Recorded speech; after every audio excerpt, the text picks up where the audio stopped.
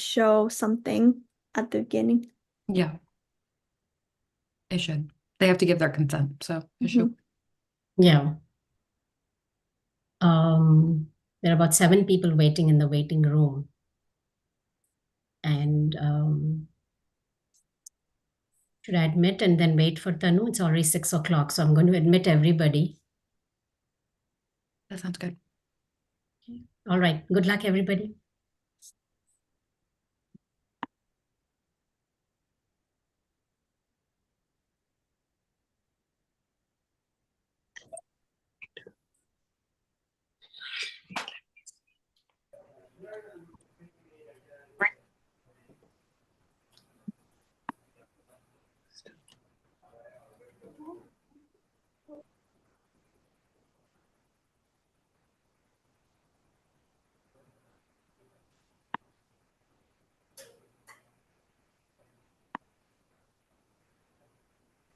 Radhika, it's blank screen.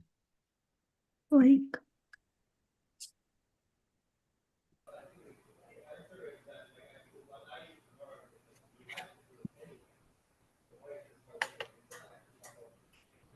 do you see it? No.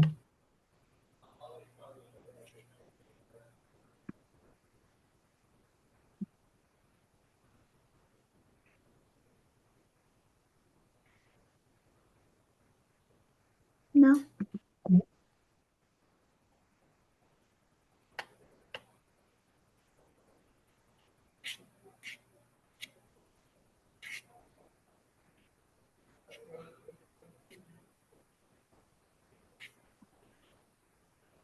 Hi, Farhana. Hi.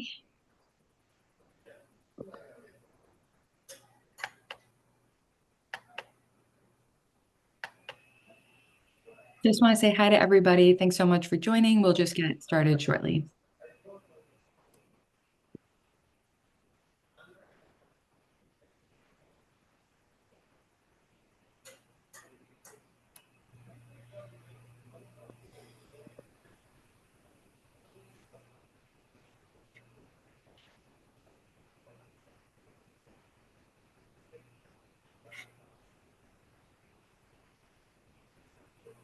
As I'm in the midst of applying for residency right now, wish me luck, Grammarly has again been a lifesaver with my application in helping.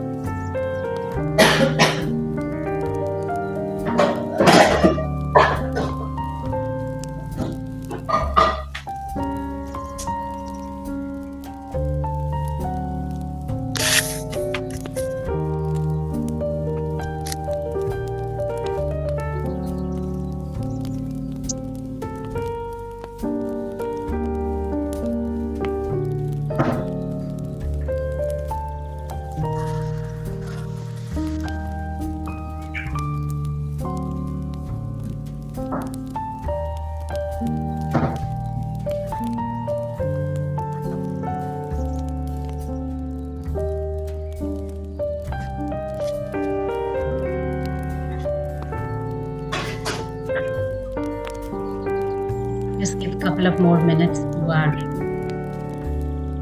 participants.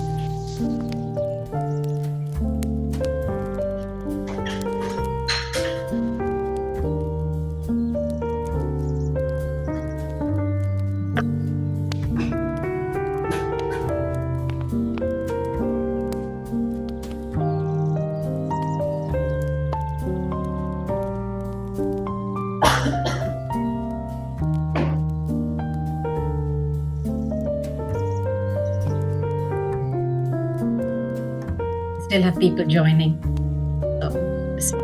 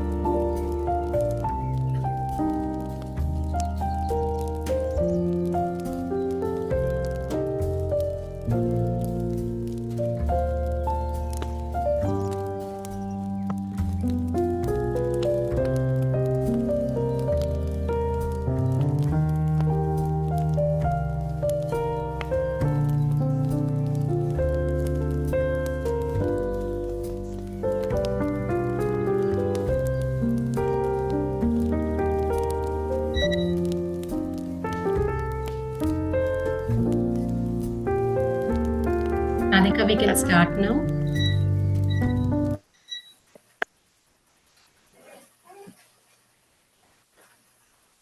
Good evening and welcome everybody to Saheli's What's Your Story panel discussion. My name is Dipali Gulati. I'm the Director of Outreach and Prevention at Saheli. As we gather for our Women's History Month panel event hosted by Saheli, I wanted to introduce our organization's essence. Saheli is dedicated to supporting and empowering survivors of domestic violence and sexual assault. Our mission is to provide culturally sensitive services to empower women and their families to lead healthy and safe lives. We at Saheli recognize the power of storytelling. By elevating women's voices, we celebrate their resilience and inspire others to break free from societal norms. Immigrant women face unique challenges, but many have triumphed, serving as beacons of hope. Today, we delve into our panel discussion. Let us embrace the diversity of experiences and perspectives that each speaker brings to the table.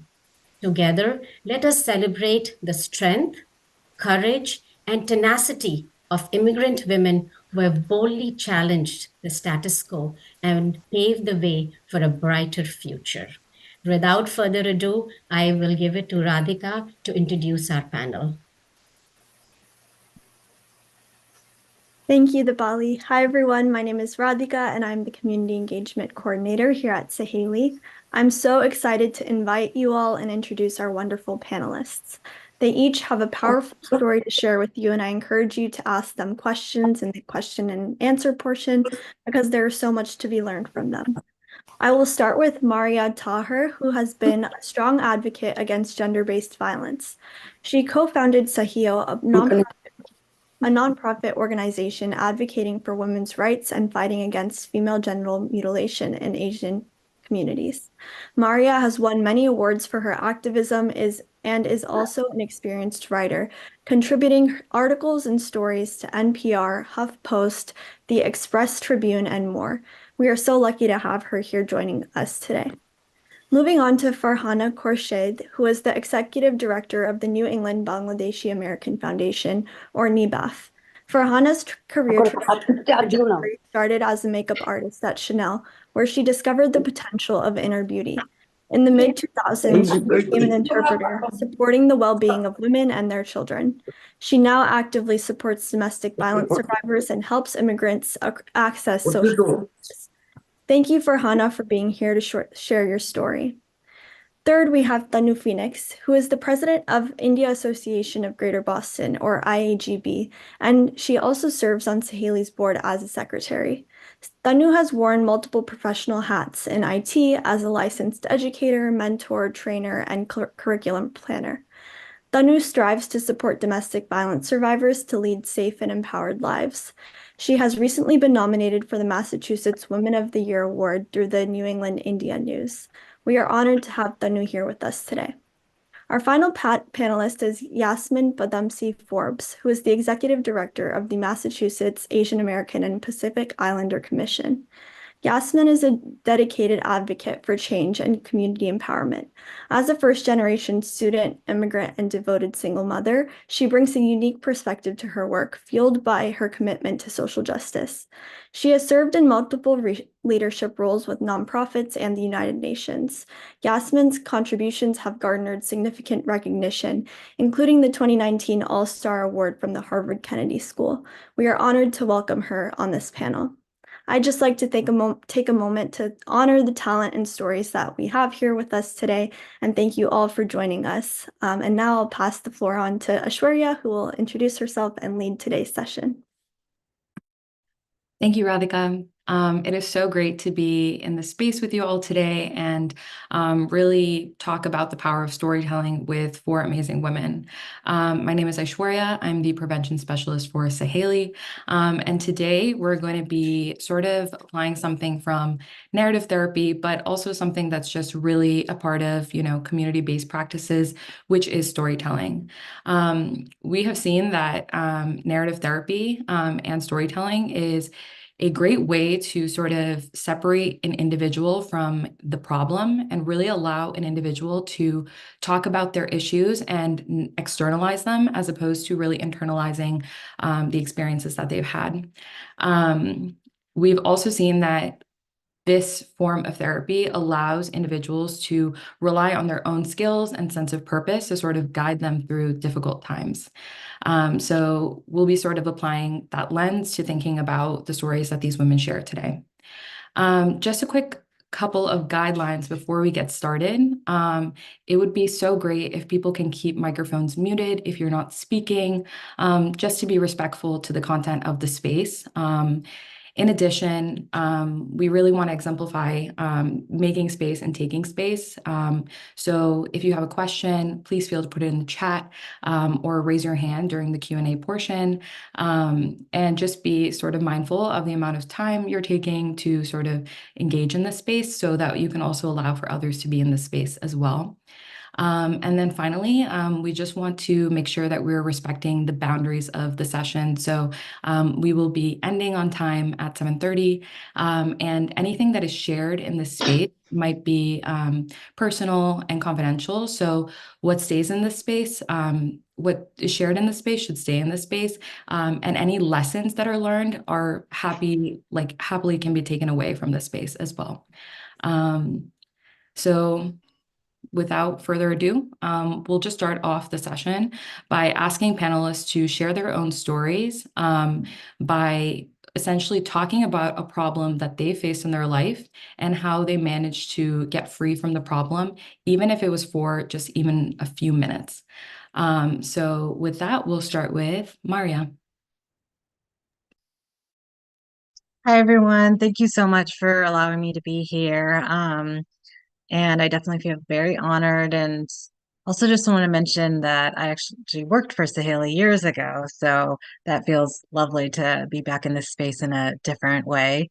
And as mentioned, I am a co-founder and the U.S. Executive Director of SEO, which is an organization that works on female genital cutting and mutilation. And I wanted to talk about that issue, particularly as it relates to your question. And it's something that I think one of the reasons that I was drawn into gender-based violence work was growing up in such a multicultural household myself. So I'm first generation born in the US, but come from obviously wonderful immigrant parents and just a community that was very multicultural. My family is very all over the world now, global. And I was able to be exposed to many different communities, ways of life, and also just really recognizing both the beauty in it, but also gender injustices, particularly around gender roles or what was perceived as traditional gender roles, and that inequality that was brought. And that was in part what led me into going into work around gender-based violence. And in specific, in the last 10 years, I have been diving into female genital mutilation cutting because it was a practice that I was familiar with since I was a child, as it was something that the community I grew up in practiced. And it was something that was very normalized for me. So it was something that I didn't start to question or think about as being considered a form of gender-based violence or considered harmful until really I reached high school. And it was only when someone else in the community I grew up in, who was around my age, brought up that this was something that was called female genital mutilation. I'd never heard that term before. And I should just preface it by saying, call FGC or FGMC, which means the same thing for those who are not as familiar with the issue. And that's when I started to really recognize that it just wasn't talked about in a way that was labeled as being harmful. And it's often something that is done to children. Again, for those who are not as familiar. And I also recognize there just wasn't that much information or knowledge about this overall globally. And at the time when I was starting to really learn about it, all I could find or hear was that it happened within the African context or African diaspora community context. It was never really recognized or uplifted that it happened in the US to US born individuals as well, second generation, third generation, in countries and contexts, even outside of the African context as well, too. And we know today it actually happens in 92 countries around the world, including the United States, but that really wasn't relevant and there was a huge silence on it. And so it was something that I struggled with really trying to understand, particularly because I had many friends and family as well. And it felt like, how could this be continued in this context where I feel like there were so many people that were well-intentioned or very considered very well-educated or higher socioeconomic status, but it was something that was just adhered to because it was tradition, it was practice, it was considered to be part of identity. And it can lead to lifelong health consequences, both physical, mental, sexual as well too. And so it's something that really needed to be addressed. And slowly I started to address it in my own way when I went to graduate school for social work. Actually, because the research didn't exist, I decided I would do the research. So for my thesis at the time, I was like, I will interview folks. I have access to people, and I really want to know more about why this is done, in particular since it was illegal in the US. And then also, I wanted to build knowledge for service providers who might come in contact with individuals who've undergone this too, to really, there wasn't that culturally sensitive care or understanding too.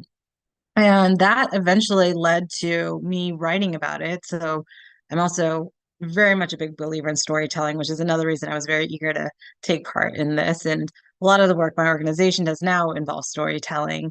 But in those early years, I wrote about it myself and I found some pieces to write about my own experience, but also what I was learning. And I published it, or I had it published in a few different platforms. And eventually the other women who would become the co-founders of SEO with me. I should mention I'm the only US-based co-founder. The other ones were all based in India. We really recognized this need to uplift it. And that started just a discussion on, we need to break that silence. We need to make it known that this is occurring, because another reason we knew it occurred was because it was kept in the shadows and it was often thought to be done for the good of the girls. So people weren't talking about it, or folks, you grew up believing that it's a woman's issue, and so it's supposed to be kept silent. You're not allowed to talk about it. You're socialized into that way. And that, I think, also has to do with gender roles and this idea of being quiet or not disturbing authority, and also cultural, the idea of listening to your elders, and all of that was built into keeping this entrenched generation after generation. And so that breaking that silence was huge. And we started really small with writing a blog and sharing our stories, and eventually that grew and we started learning that other communities and other Asian contexts, it was happening and they wanted to share their stories. And it grew to other programming where we did digital storytelling workshops. We have a project called Voices to End FGMC, where we allow survivors to come together, tell their stories, and create these short digital videos that we use as educational tool, and it's all with their consent and with their permission. But just creating safe spaces, and that was the basic learning understanding, is that we need those safe spaces to be able to talk about what it is that has harmed us and what it is that we are hoping to change for future generations. So I'll stop there, but again, thank you, and I'm so very glad that you all are holding this event. Thank you so much, Maria, for sharing that story. I'm going to transition to Farhana sharing her story as well.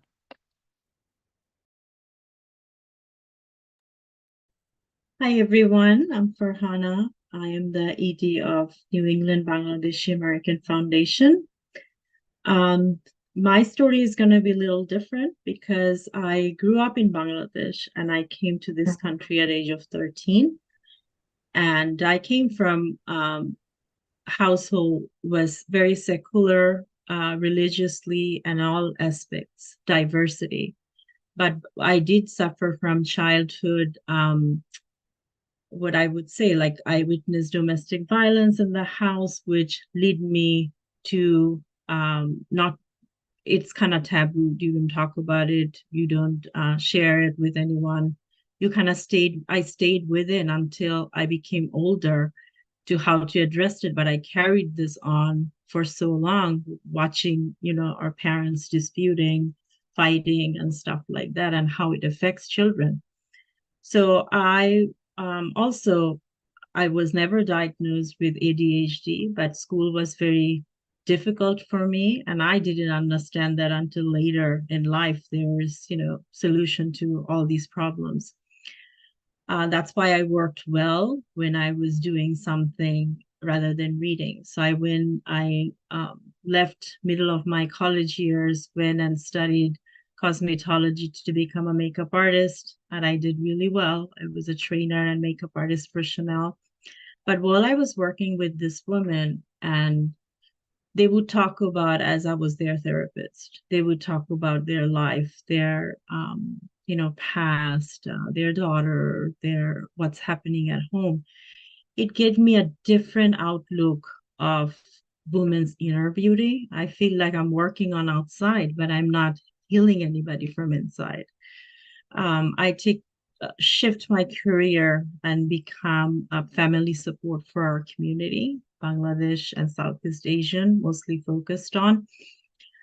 And I realized that similar issues, walking into people's house, I worked with DCF, I worked with Catholic Charity, I walk into people's home, and I'm seeing, when I see the children and the women, they have gone the similar situation that I have witnessed and I've gone through. And that kind of fueled anger, or I would say unleashed some other narrative in me, that I took a stand to advocate for women and children in the community who are not heard otherwise.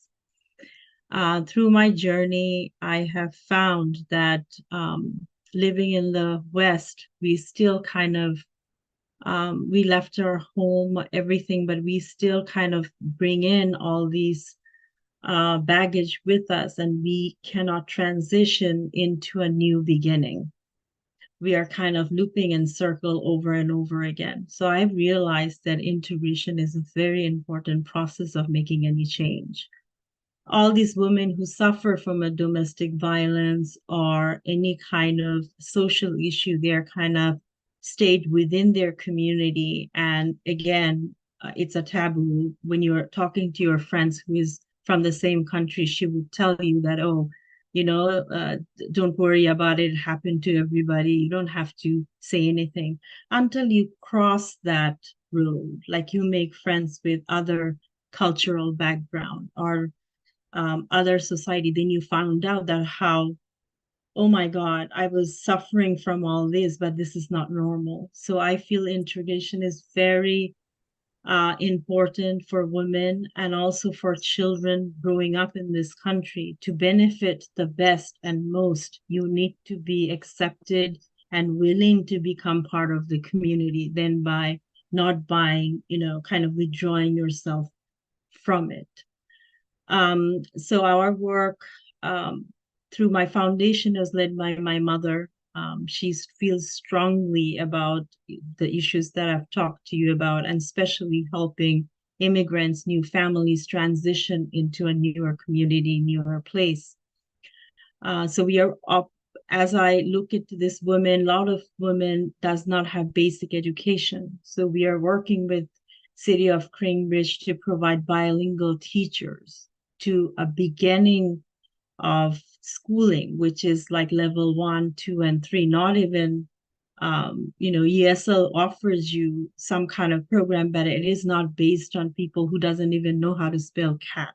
They didn't even go through school, and the schools are in rural area where they have not advanced much. So those are their services, because any kind of, there is a domestic issue, for a woman to come out of it, she needs some kind of support, either education, job, some sort of background needed, and it's all geared towards basic education. You cannot get a driver license without not knowing how to read and write. You cannot get a job instead of working at restaurants or babysitting or cooking from somebody. There is so much more opportunity if we can just get them to do the basic education. So those are my focus, and hopefully I will be able to provide more in the future. And that's my story, and I'm keep working at it from day one till now, until probably I take my last breath. Thank you. Thank you, Farhana. That was beautiful. Tanu, would you like to go next? Absolutely. I must begin by saying it's such an honor to be in the company of Yasmin, Maria, and Farhana. Farhana, I got goosebumps when I heard yours because I could relate to it. Maria, thank you for that wonderful, for being the first one to start and talk about what you talked about. Very inspiring, and I feel very humbled to be in your company. This is to all the wonderful and talented panelists. You bring in your unique perspectives. I'm blessed to be in your company today. Well, I've taken into consideration, of course, we were told to take into consideration circumstances, resources, people, and events that help support, the problems that impacted our lives, or how we were able to navigate through the pressing problem. The pressing problem of my life, remnants of which are still somewhere in me: domestic violence, physical abuse, battery, emotional abuse, and social trauma, and social abuse as well. From a domestic violence survivor to becoming a phoenix, burning to ashes and rising from the ashes to rebuild myself. My journey hasn't been a cakewalk. I've hit rock bottom several times, too many times to remember, to the point where I almost gave up. I didn't know better. I didn't know how to break out of the shackles of the social norms, which were part of my upbringing and part of the social upbringing. I struggled with tremendous depression. I attempted suicide twice and survived brutal domestic violence, emotional abuse, and social discrimination, trauma, and abuse as well. I think the best way to present how I fought through those adversities and what supported me, circumstantial, people, and otherwise, I wrote a very short poem that I'm going to recite. Sometimes less is more, so hopefully this less will be more. I am the one who embraced herself as is, the broken me, to heal my soul and gain the strength to mold myself and find that new me. I am the one who was empowered to rise from the ashes by a few angels around me. I am the one who was given her dues of hard work and honesty, both professionally and community work-wise. I am the one who was judged and stereotypes pushed down over and over again. But I broke through those shackles and rose to shine thanks to the unconditional support of my parents and the unconditional love from my daughter. I am the one who was taught to love people of all kinds. I am the one who took the free will to leave the well and swim in the ocean. I am the one who is proud of her strong roots and stronger branches. I am the one who grew wings to fly high, soaring the sky, but not to let sky be my limit.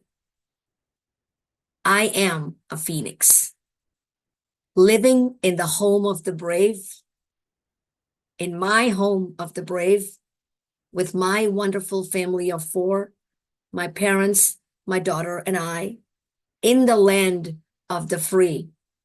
And that's what makes me Tanu Phoenix, the new me.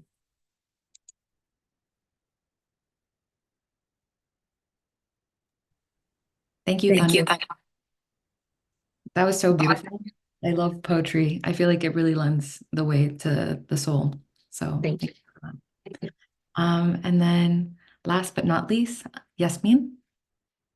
Thank you. I wish I wasn't last, because after that really powerful poem, it's hard to to come up with some words that are as meaningful or beautiful. Thank you for your special words. And thank you all the panelists. Like I mentioned earlier, I'm so proud and honored that I can be here. So as I reflect on my career journey, I've had a very unusual career journey, I was saying. I started out leading community theater groups in Papua New Guinea, and my current role is working as the executive director for the AAPI Commission in Massachusetts. So through all these jobs and careers and life challenges, you sort of are reminded of all the challenges and resilience you need to develop to navigate through it. And that's why I'm also so proud that my daughter, one of the things that her kindergarten teachers mentioned about her is like she has a lot of resilience. And I hope that that I was a good model. I am a good model for her. So I think like one of the first professional significant problems I had in my career was a challenge of establishing 21 village-based theater groups in Papua New Guinea. And so this initiative to use drama to communicate social messages across very diverse communities, and especially at that stage, community theater, it was a very new concept in Papua New Guinea, even though it was probably practiced in a lot of other regions of the world. But, the community theater that we use was using a lot of Augusto Boal's methodology. I don't know if you know that, know much about him. He works with community where you bring the community into the discussion when you are discussing very controversial issues like domestic violence, or could be genital mutilation and other things. And so this task was definitely daunting. I was only 22 in Papua New Guinea, and as many of the women here probably realize, being an Indian single woman, and having everyone in your family from a business background and looking to go to the West. And I go to the Pacific Islands, which not many people had even heard of Papua New Guinea at that time. I think still many people haven't. And, and resources as usual were very limited. But I think like it was the belief of me and my teams in the power of storytelling to unite and educate communities that really drove us forward. And I think the breakthrough was like developing partnerships and collaborations and, talking to different communities as well as donors on the power of theater. And in Papua New Guinea, you have more than 800 different languages and dialects. So one of the most effective way of communicating is through community theater. And we were able to performances because we use local theater groups that dramatized the issues in their own languages, wearing traditional clothes from their own communities, and the message was a lot more powerful, and so therefore I really believe in the use of local empowerment and having local people tell their own stories to create change. So I think like also my background, like I mentioned, being a first generation college student in the US and an immigrant, I think like being all those things, you have several challenges when you first come to America, and and then having to navigate the two worlds, the world of your family. My family is a liberal Muslim family, but still there's still a lot of different issues one needs to navigate. But I think like my personal experiences really helped me build up resilience and adaptability. And again, like listening what Farhana was saying, growing up in India, and I grew up, I was dyslexic in India, and and it was at that stage no one really knew about dyslexia, no one had heard about it. And I was constantly told by teachers that I was not working hard enough, or that I was very lazy and I was messing up, and I was like, I'm working so hard, but I keep getting these numbers wrong, and I didn't realize that it's you just switch numbers, and it's still, even now I take 10 times, probably longer, to look over things to ensure I'm not making any mistakes. But for some reason, I really believed in myself. And I think that's really important for us to all do that. And I knew that I wasn't lazy. And I knew that I was actually working really hard. And I knew that the only way I could show people that I wasn't stupid or lazy was, to try and get myself admitted to an Ivy League. And so when I finally got into Harvard, I was like, I've arrived. I've, I can prove to them I'm not lazy.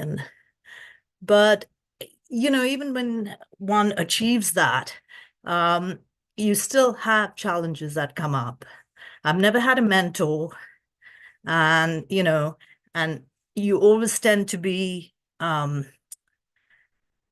attacked at various points in one's life, but you always have to have this resilience and ensure that even though it's a struggle, you have to sort of think about the longer term focus. And, and I think like the support I've gotten from the local community has really taught me the importance of community collaboration. And even in the moments of doubt, the collective belief in the power of community work really helps me to deal with problems at hand.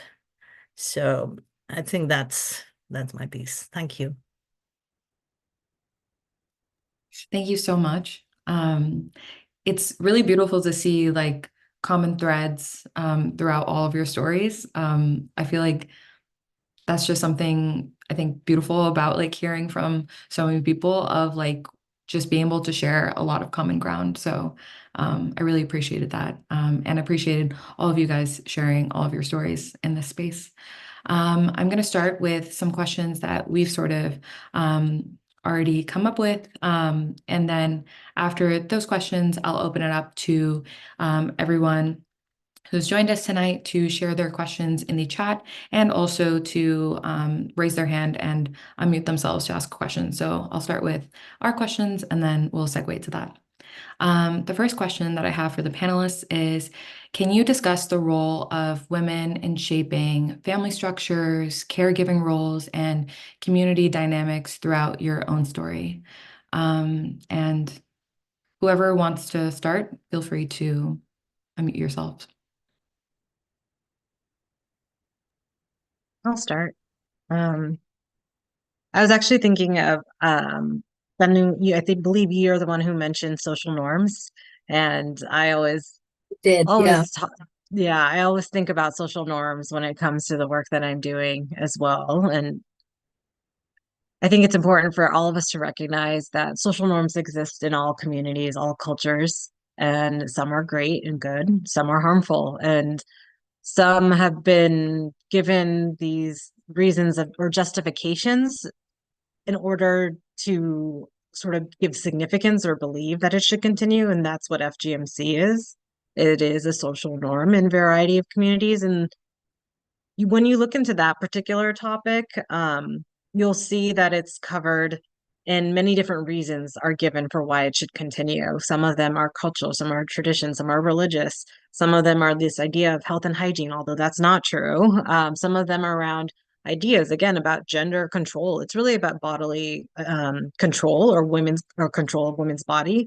But these ideas around, oh, it's helping to maintain a woman's chastity or ensuring that they are not promiscuous. And so you start to hear all these reasons and they're reiterated within the community. And so there becomes this ideal of like, this is actually, again, being justified as being done as good of the girl because of these social norms, these ideas in place of how a particular gender is supposed to be acting. And that's, of course, across gender-based violence too. So it's not unique to FGMC, but that is something that I'm constantly thinking about when I'm trying to think about work on community dialogue and how do we have these conversations around prevention is really we need to change those perceptions around gender norms. We need to change those harmful social norms, right?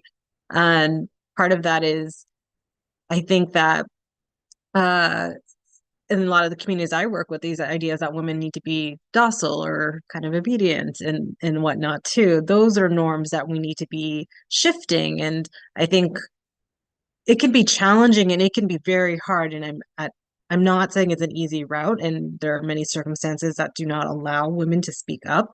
But I think one of the things that can be done is trying to have those discussions, trying to change those perceptions around it, and creating those safe spaces, right? Allowing folks to be able to talk about this. I feel like a lot of our programs that we have, that is the one thing that people keep telling me, that we've just never had a space to be able to talk about this and related issues within our community without fearing judgment from other people or feeling like we'll be outcasted or something will happen. It's just that that doesn't happen enough until we start normalizing these issues and recognize that we do have to create change and make them public. We can't create that change.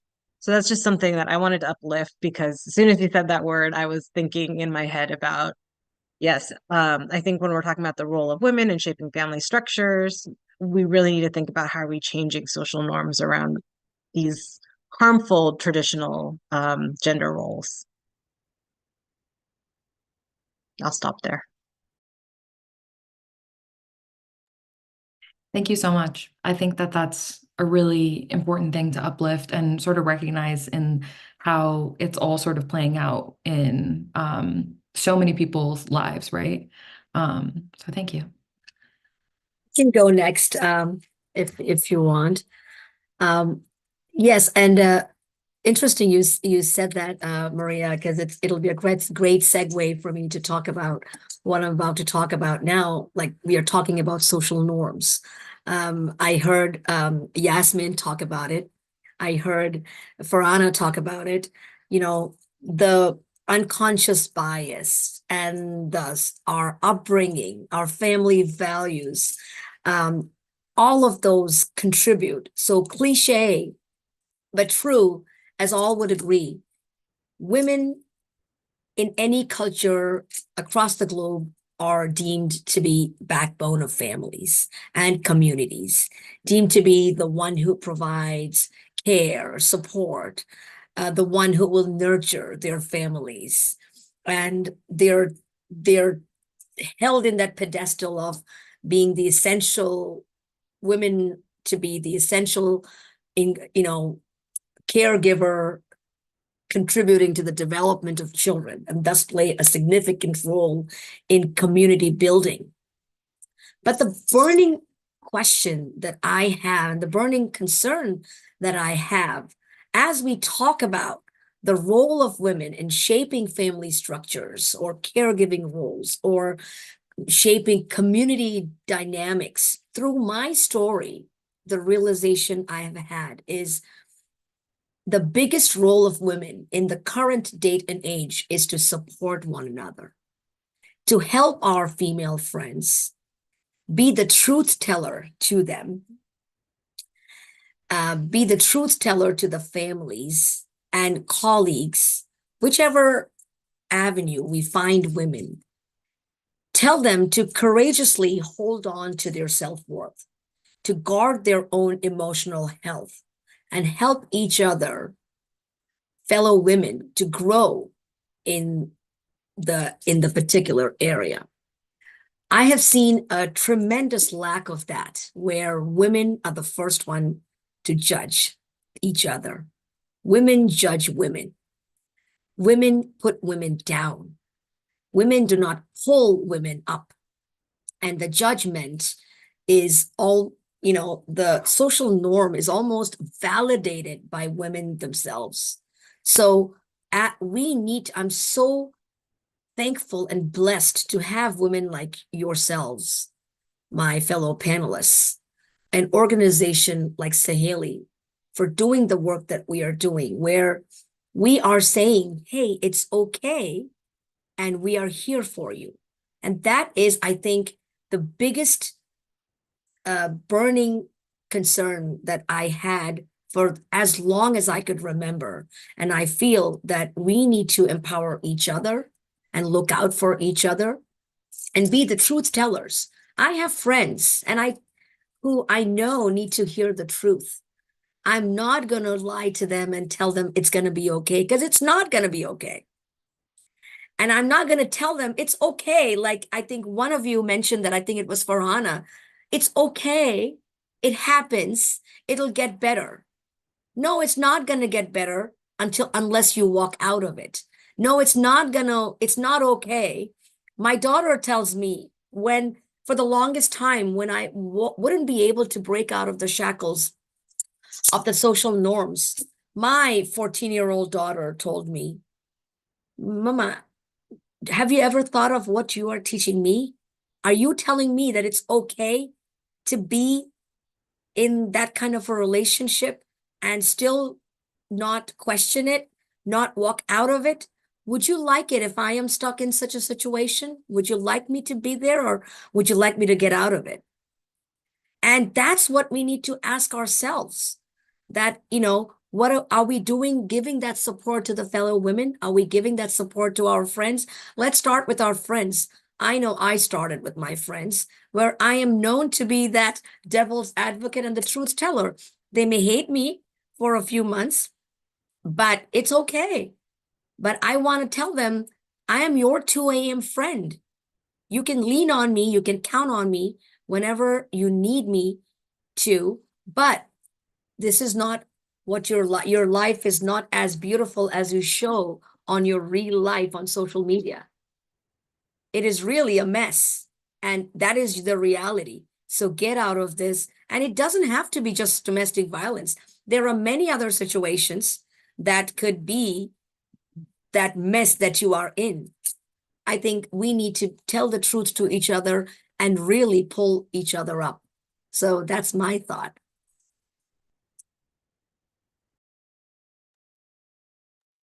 Okay. I will go next then. I will echo Maria and Tanu. You guys done a wonderful expression on what you have just stated. And I will echo that. Women are the foundation of the society and the family.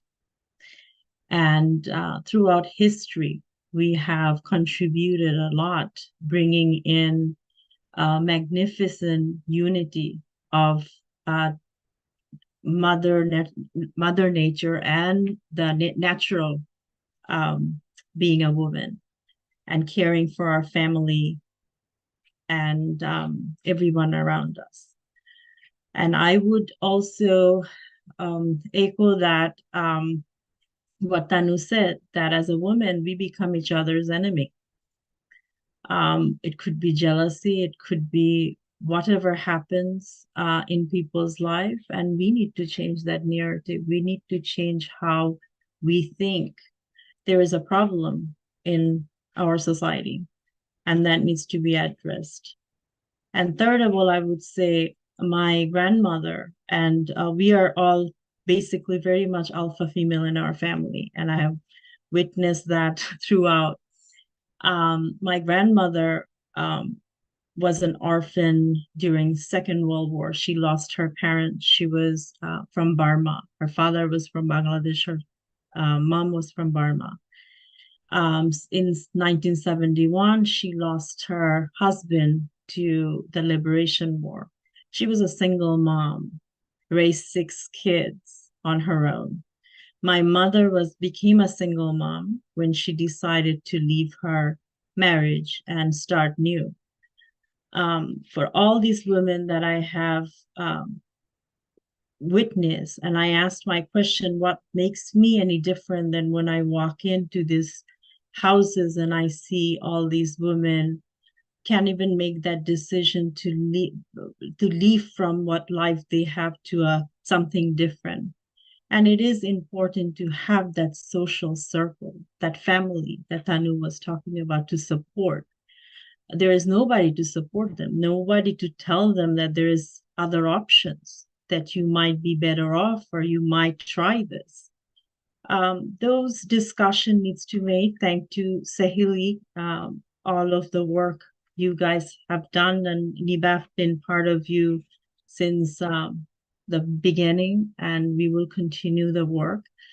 Dipali would know that I try to put the Band-Aid out a little bit. Last October, I held a women empowerment seminar addressing domestic violence, accepting to the new society and what that benefits, and also substance abuse. A lot of the children now these days are on some kind of something, and looking into future 20, 30 years from now, I don't know what direction our children are going in. And it's a very alarming situation, and nobody's talking about it. Just like the social norm, like as long your children are doing well in school, whatever is their surrounding is taking place, nobody's concerned. Everybody's trying to put down that, he's doing or she's doing well in school, she's like one of the best kid.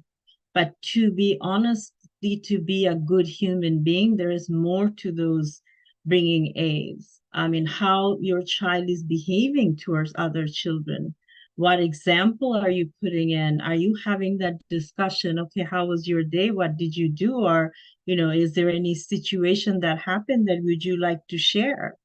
I was the first one to call out my daughter when she wasn't doing, like, she's one of those person needs to do more, and she is very emotionally driven, and she will act out of anger out of nothing. And I told her that, everybody's different, but you have these issues that you need to work on. You cannot constantly blame other people for hurting your feelings. Sometimes you have to view it that, maybe you are overanalyzing things, or if you're overfeeling things, there has to be a barrier, and there has to be something that you also need to recognize. I wonder how many parents does that, to find that your children has some kind of disability or some kind of issues within themselves, I don't see any parents wants to admit it, or any parents wants to seek help for their children.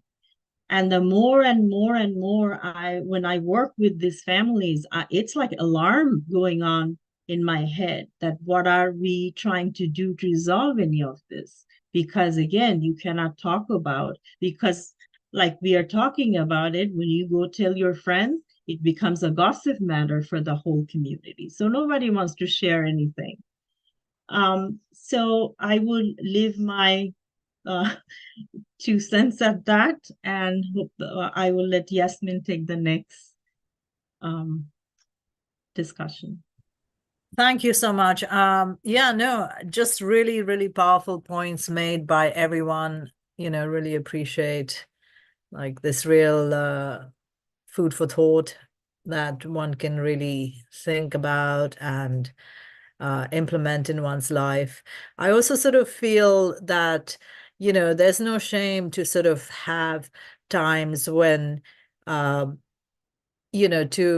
understand women or men or who sometimes aren't successful. I mean, like I mentioned earlier, I went through a huge struggle trying to sort of prove to people that I wasn't stupid. And my aim actually in school, I remember in the 6th or 7th grade, my biggest aim was not to come out last in class. I was like, I'm going to come out second last. I don't want to come out last, but I still knew that I have it in me and I can prove it at some point. And, it took a few years, but like I said, I got to Harvard and got a degree from there. So I sort of feel like even when there are times when, you're not the superwoman and you're not like looking after a huge family or single-handedly, or, it's okay. It's okay to sort of take time for yourself. It's okay you don't have to succeed the whole time. It's okay to sort of just be satisfied with who you are and just be happy, with yourself and your surroundings, and be at peace with the world, And I think that's also an important message. Thank you all so much for answering that first question. The second question that we have for you is, what advice would you give to young women and girls who aspire to become leaders and change makers in their own right? And again, whoever wants to start as well. Well, I'm happy to jump in to just continue with the point I was saying earlier, that, that, yes, I know that, I mean, society sort of forces you to be a leader and sort of lead from the front, but, you can have a lot of control and ability to lead, even if you're not leading in the front. So it's important to form the networks, feel comfortable with your space. And if you don't want to be a leader, you shouldn't feel that you have to be one. It's okay. If we were all leaders, we would have a crazy world. We've seen some of our leaders already, and I wouldn't like to be like any of them. So it's okay who you are, be happy with yourself. And, as long as you have an impact, a positive impact that you're trying to make in your community, in your life, and you're able to manage it, that's good enough. Thank you. I'd love to add to that point because I had the similar thoughts too. And I think two things, similar thoughts, and then that I think people often think of being a change maker or advocacy as something that's big and huge. You have to lead a protest or an event or change law or something like that. But I think change comes in many different ways, in many different forms. And all of that is impactful. Even just talking to one other person in your family can be impactful on a particular issue, learning more for yourself, that self-healing, that's change too. And I think that that's really important that we recognize. So when we're talking about change making, really recognizing that there are many ways to be a change maker, and all of that is important.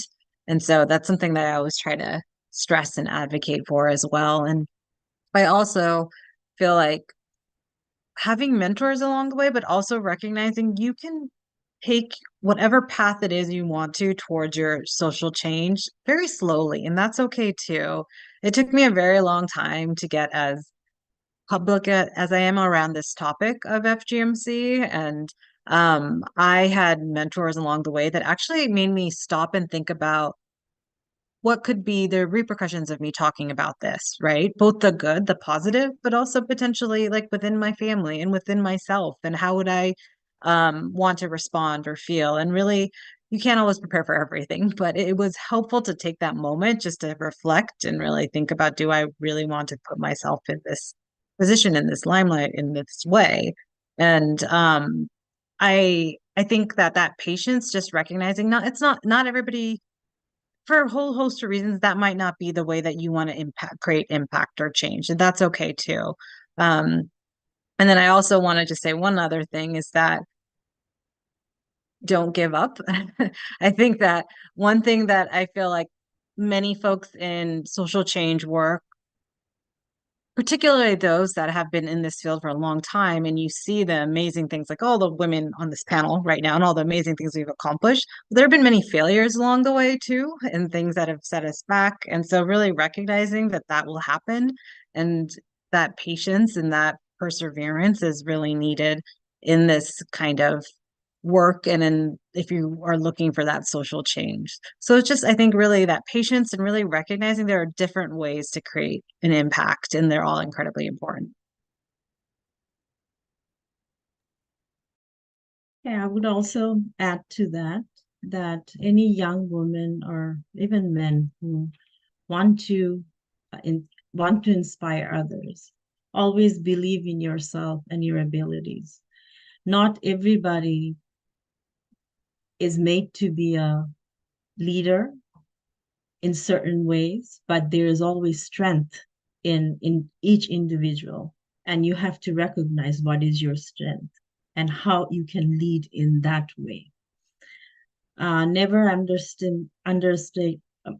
underestimate impact of your action, either is a big or a small one, and always be a voice for people who doesn't have the ability to speak up, and always advocate for justice and equality, because we all deserve a better future for all of us.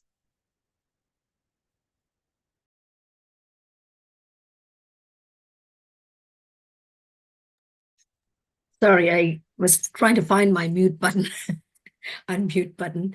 I can, I can obviously. I'm next. Thank you for. I mean, this is just so heartwarming to hear you guys speak, and the perspectives. Again, extremely humbling. I think I'm gonna and by the time the session ends, I'm gonna feel that much wiser. So thank you for that, ladies. I would say something slightly different. I would say, like, I'm comparing with how I see my daughter, and I think Yasmin, when you talked about young women, sorry, Farhana, when you talked about the youth and the substance abuse, it brought back that perspective. I would say bring focus and passion and drive to whatever you do. The focus, the passion, the drive for things like integrity, sincerity, loyalty, commitment, empathy, and overall love and respect for the task in hand. It could be your work, however small or big of a task. It could be relationship. It could be friendship. It could be community work that we all are doing. anything and everything you do, sell the work you're signing up for to yourself first. You have to like what you're doing. Cliche. Sometimes we don't love our jobs, but we have to do it to pay our bills. But sell the work to yourself that you're signing up for. Then strive to connect to that work and excel. Push for excellence. Excel, again, cliche, but I am living that life where I push myself. I'm the hardest on myself. I'm the hardest taskmaster to myself. So excel at whatever you take up and solemnly aim at pursuing excellence. Nurture long-term relationships in whichever. I cannot tell you how many times I've hit success simply by virtue of my long-term relationships with people that I create. In the current date of social media, which is complete real life, some of you may hate me for saying this, but there is very less reality in social media. It's mostly real life. Stay connected to the reality. Focus on making long-term relationships, and you will see how your drive for success gets directly tied to that. It's slightly abstract. I hope I'm making sense, but really strive for that people connect and nurture into real relationships in everything that you do, and you will see success. I mean, there was a reason why our grandparents did not need to look at a recipe book to cook delicious meals, did not need to look at the phone book, your phone contacts to dial a number. There is a reason why they remembered the numbers and dial it. That's because of the people connections. I think that is the biggest thing that the current youth is missing, and that they can, that'll help them aim for that drive for success.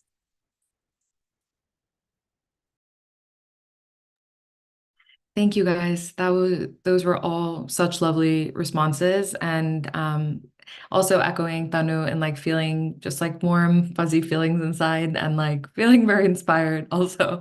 I'm gonna just conscious of time, just want to open up to folks who have questions for Maria, Farhana, Yasmin, and Tanu. I see one question in the chat already, so I'll bring it up. This person can also feel free to unmute and ask the question as well, if that feels comfortable for them, but if not, I'm happy to read it. Yeah, I'm fine to read. This is Ramanandivada Chivakula. One of my friends who is my well-wisher asked me recently, why do you make a domestic violence survivor as your identity? You thrived, it's been in the past, you are an independent woman, and why do you make it into your identity? I'm not sure, but yes, it is part of my identity in my opinion, because I will have triggers, I will have issues, and I have to still face the society and the social norms. So it is my identity in a way, but not really. So I wanted to know if Tanu and others can address this on how to shape the identity of domestic violence survivor in this context, and your thoughts and experiences would be grateful. Yeah, I can start, and I'm sure Maria, Yasmin, and Farhana will have other perspectives to share. I can only tell you how I see it. It is definitely not my identity, but it is an inseparable part of me. I have embraced it, and it's the backbone of my identity. And why? Because the trauma is not my identity. The surviving is my identity. And I think my advice will be separate the two. The trauma is not your identity. It's what you lived through. and you survived and you came out a winner. The fact that you are able to ask this question so boldly shows that you embraced that trauma, you made peace with it, with the fact that it almost like detaching yourself from that person to what you are today. I have done that. I look at that person as a different person. Then I'm able to detach myself from that person as the person I am today. And when I look back, I see a winner. I'm proud of myself. I see a winner. I see somebody who survived it. So the survivor is what your identity is. And it's a very proud identity, because the way I see it, if I can make a difference in one woman's life by like I talked about, pulling other women, if my story can or if my experience, my realizations can make a difference in one woman's life, my story sharing will be all well worth it. So that's the way I see it. But over to the rest of my panelists to throw more light. Thank you, Tanu. You're welcome.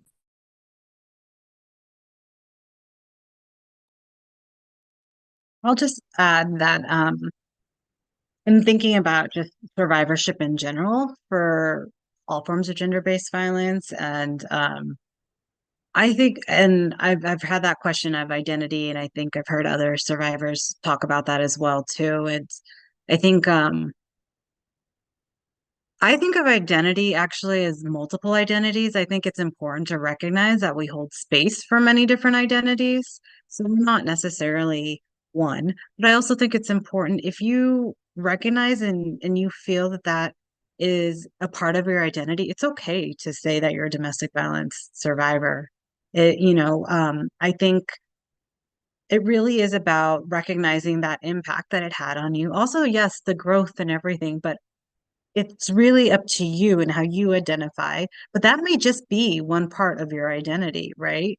That's just one part of your history. There may be so many other things that you associate with yourself and who you are.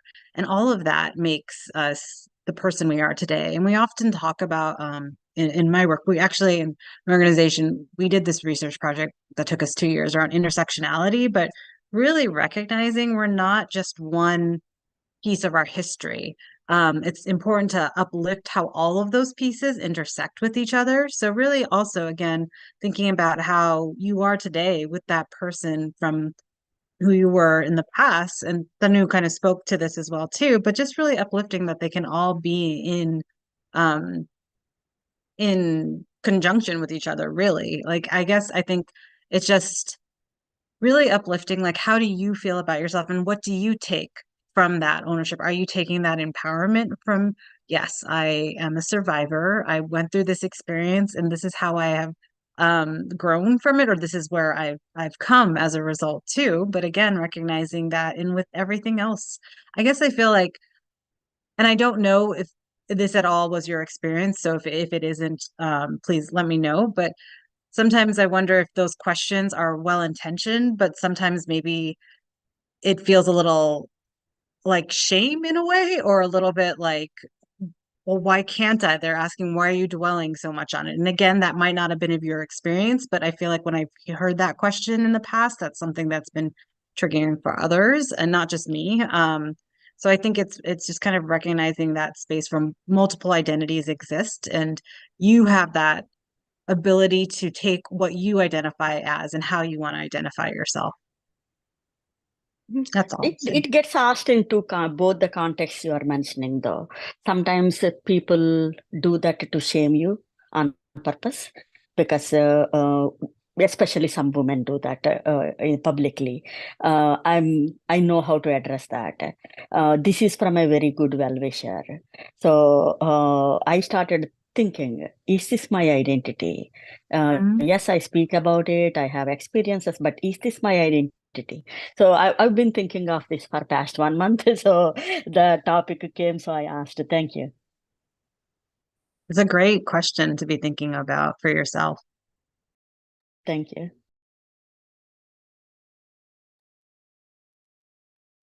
Yasmin, do you want to add anything?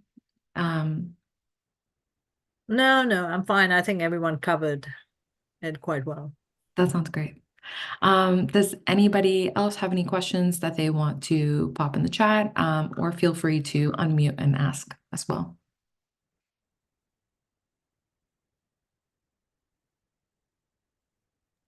I just have a quick comment. Maria, thank you for that perspective. See, I said I'll graduate 5 steps wiser after this call. So thank you. I mean, I would think about it that from this point on, you've already got me thinking like, wow, I am this, I'm that, I'm that, I'm that. Like I just made a list in my head with 5 other things. So thank you. Thank you for saying that. That's gonna really, really help me think this through. Thank you. Yeah.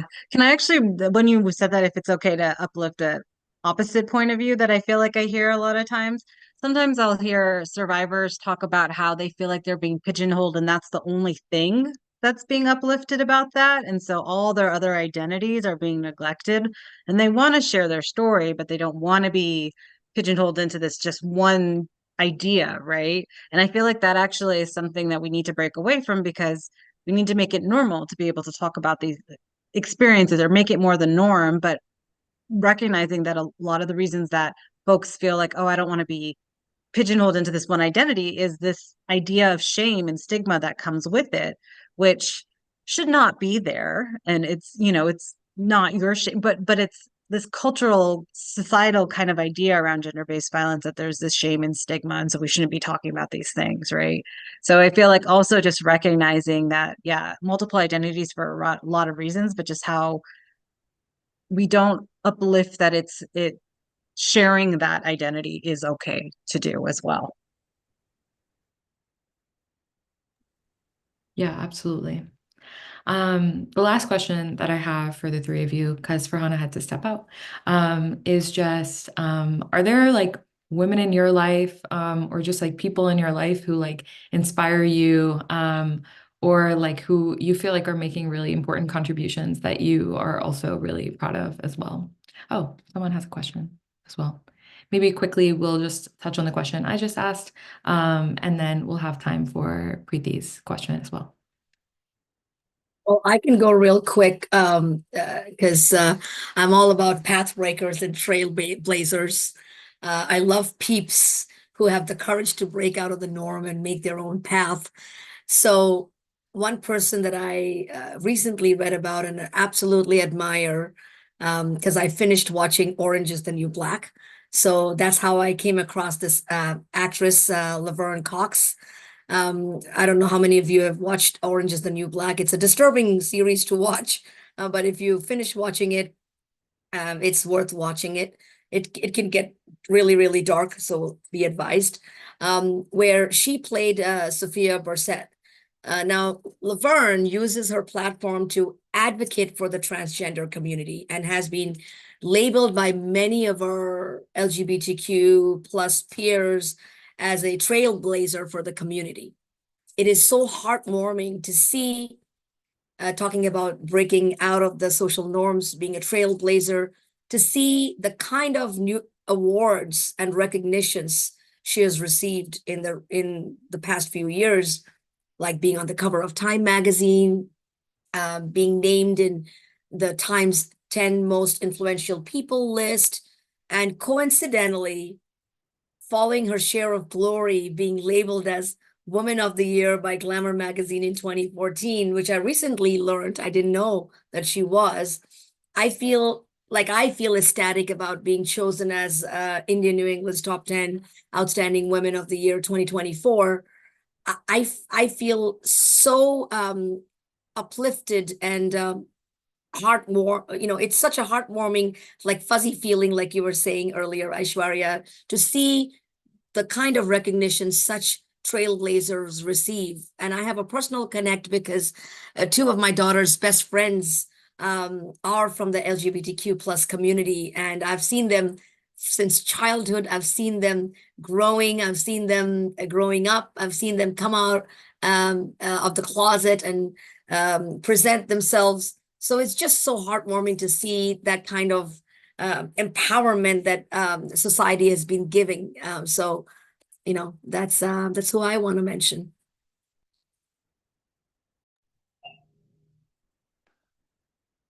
I just want to congratulate all of you for sharing something that's so hard to share and coming out so strong. My question is, what is the role of physicians in your lives? Did you seek advice from your physicians, or what would you suggest or encourage women to seek help from the right people at the right time, right? So that's the question. Thank you. I'll take this offline. If I may go first with that, because that was a fantastic question. And yes, my physicians have played a tremendous role in my healing and having the courage to break out of the norm. And by physicians, I would include both primary care physician, my gynaes, my psychologists, my psychiatrist, my social workers, my therapists. You know, it takes a village to raise a child, and it takes a village to heal somebody who, you know, who needs that healing. I have been associated. I have received help and support from various you know, psychological counselors, psychiatrists, social workers, from, for example, Burlington Youth and Family Services for 4.5 years. They supported and provided family counseling free of charge to my daughter and I. I owe tremendously to Christian Schruhen and Emily at Burlington Youth and Family Services. I received tremendous amount of support from my team of psychiatrists and therapists at Leahy, Burlington. My long-term primary care physician at Leahy, who has been my primary care physician for almost over 25 years. My team of gynacs, who has helped me heal through really bad miscarriage that happened as a result of domestic violence. So yes, those are people you could say, oh, they're paid for what they do. No, that's not true. They do above and beyond what they, you know, they've treated me not just as a patient, but as a healer. I mean, as they have been my healer. They have treated me as somebody probably part of their extended family and gone above and beyond, as they have been my 2 a.m. friends. So I think they played a tremendous role in being that solid support, knowing that, yes, I have people that can heal me. So yes, I want to call that out. Yeah, I was more interested in knowing if people are comfortable sharing this information with their physicians, and did other people receive the same kind of support, and what needs to be done in the physician community to try to be more helpful. So yeah, I'll just take this off the line. Other people can tell, because Is that something Dipali can address maybe?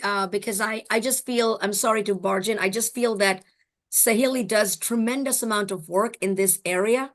So is that something that Dipali or Rumela can throw some light on? You know, I just know that, or Priya, maybe if she's still here, I think it'll be very helpful if they took this up, if I may. We can take this offline. Yeah, we can address this, but we'll take it offline. Is it okay if I mention something too? Because I think that It's an interesting question, and it's a really important question. And I think that physicians can be an ally, particularly for anyone who experienced any form of gender-based violence. And I think that that oftentimes we know that physicians can sometimes can be the first point of entry if they feel comfortable enough to share their experiences, but it's not always the case. And I also feel it's important to recognize that there's a lot of training around how to be culturally competent in that area to work with survivors as well.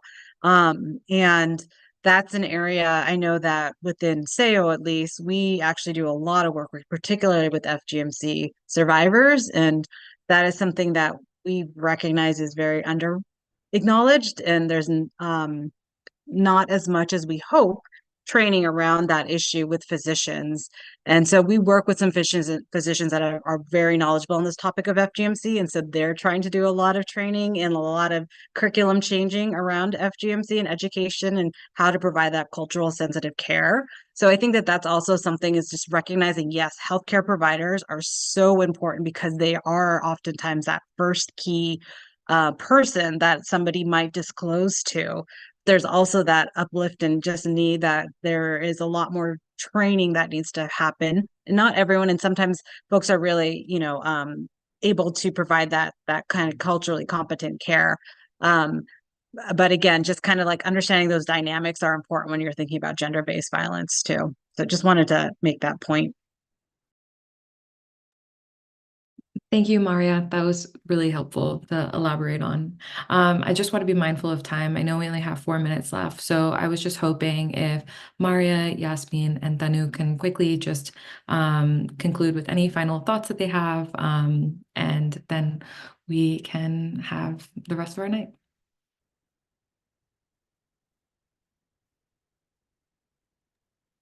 Thank you. I'd like to just thank everyone. It's just been a very powerful event, and I think it's been incredible to sort of hear all the panelists like really open up. It's not usually it's not normally that one can sort of hear about such intimate issues close to one's heart. And, I sort of feel that just coming out of this event, I feel I have a lot of women allies in this group. And, I just thank you for letting me be part of it. And, if you ever want to reach out to me, I'm with the Asian American Pacific Islander Commission, and please feel free to do that. Thank you. I'll just also echo, thank you all for allowing me to be here. I really appreciate it, I felt honored, and it was such a wonderful conversation. And I loved hearing from all the other panelists as well too. And thank you for your questions. And yes, I'm here too if anyone would like to ever reach out or connect, and I'll put my email in the chat box too. Thank you again. And I want to give a huge shout out to everybody that joined today. There were so many questions and comments that you guys wrote on the chat box. I have been reading it. That's why you see me wearing my glasses and taking them off, because I want to read everybody's messages. It's so humbling. Like I said, my fellow panelists, it's been an honor to share the same space with you. And get to hear you. And I'm definitely graduating 5 steps wiser after this session. And thank you to the wonderful people. It's so heartwarming to know that, you guys took the time to attend something like this, not only to listen to us, but to also empower us. So it was mutual.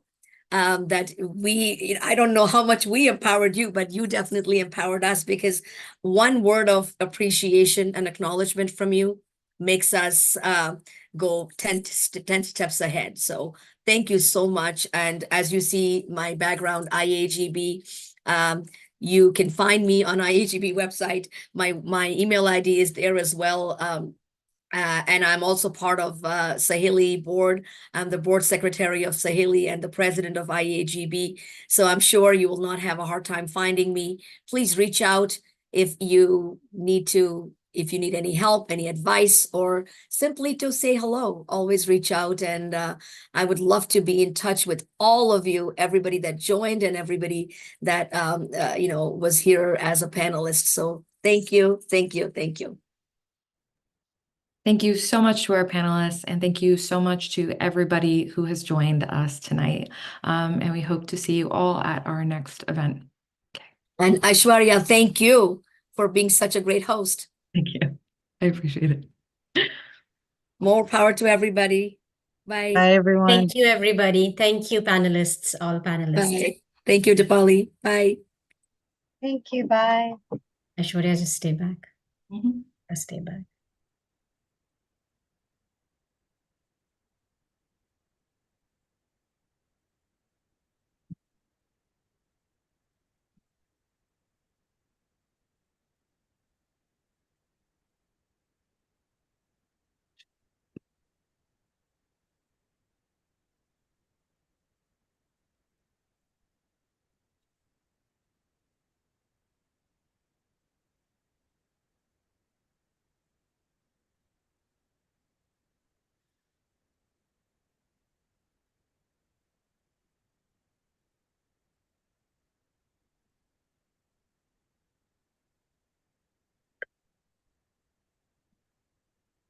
Shall we end the recording? Yes. Fatima and Michelle is still there.